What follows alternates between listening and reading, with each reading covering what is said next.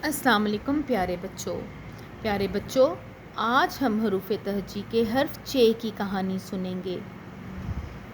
یہ دیکھیے، یہ حروف تہجی کا حرف چ ہے اور یہ جیم کے خاندان کا دوسرا حرف ہے۔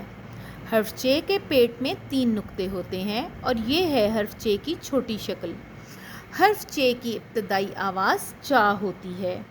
کیا آپ کہانی سننے کے لیے تیار ہیں؟ چلیے کہانی سنتے ہیں۔ چار چوزے، چاول چگتے چگتے ایک چڑیا کے پاس پہنچ گئے۔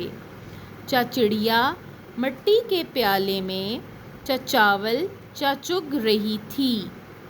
چڑیا نے جیسے ہی چیل کو چوزوں کی طرف آتے دیکھا، اس نے چوزوں کو بھاگ جانے کو کہا اور خود تیزی سے اڑ گئی۔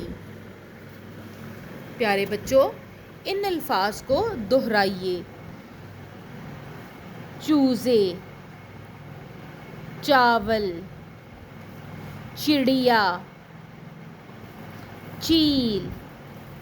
چلیے بچوں، ان کو دوبارہ بولیے۔ چوزے، چاول، چڑیا، چیل۔ چلیے ایک دفعہ دوبارہ دہرائیے۔ چوزا، چڑیا، چاول، چیل۔